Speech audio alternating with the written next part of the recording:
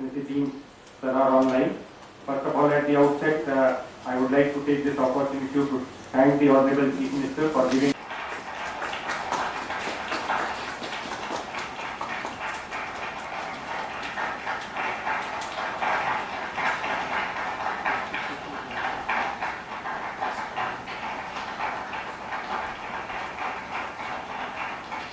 అందరికీ నమస్కారాలు.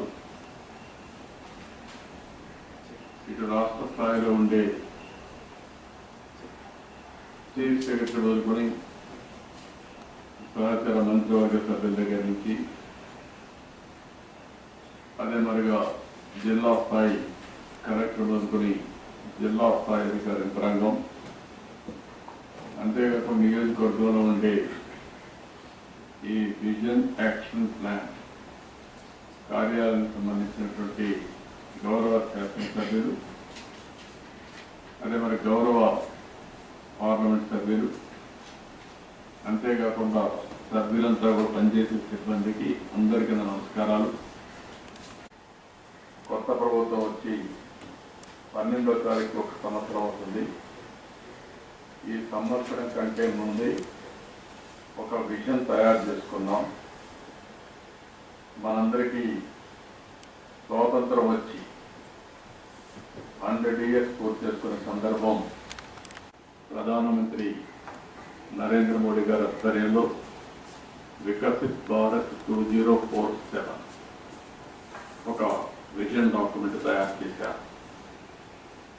మనం కూడా దానికి సింక్రనైజ్ చేసుకుంటూ స్వర్ణాంధ్ర విజన్ 2047కి మనం శ్రీకారం చుట్టాం.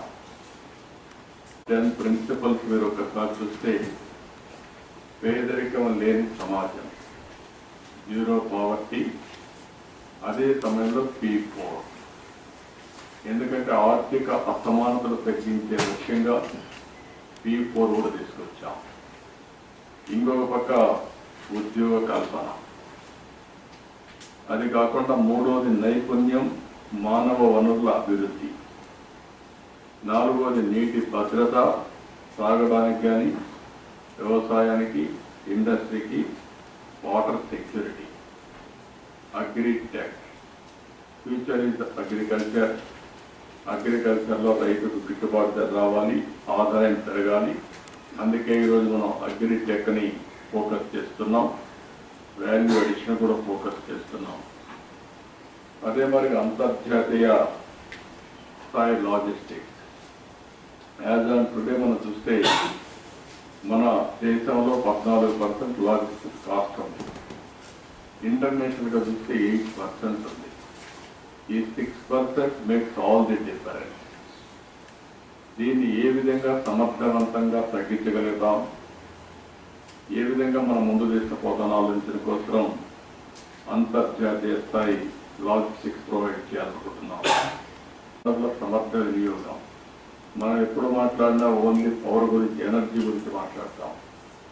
ఎనర్జీనే కాకుండా all works of life, even transport, diesel, petrol, ఏదైనా సరే ఇది ఎనర్జీ కింద పనిచేస్తుంది. కాబట్టి మొత్తం మనం సమర్థవంతంగా ఏ విధంగా మనం అమలు చేయగలుగుతాం, గ్రీన్ ఎనర్జీకి ఎట్లా పోతాం, కాస్ట్ ఎట్లా తగ్గిస్తాం, democratisation of power generation is a reality. మన ఆఫీసుల ముందర, మన ఇంటి దగ్గర థర్డ్ లార్జెస్ట్ ఎకానమీకి రీచ్ అవుతాం. అక్కడి నుంచి నిజమైన పోటీ స్టార్ట్ అవుతుంది. ఆ పోటీని మనం ఒకసారి చూస్తే మనకంటే ముందుండే చైనా. గ్రిడ్ ద్వారా ఎప్పటికప్పుడు బ్యాలెన్సింగ్ చేసుకునే అవకాశం ఉంటుంది. ఇంకొక పక్క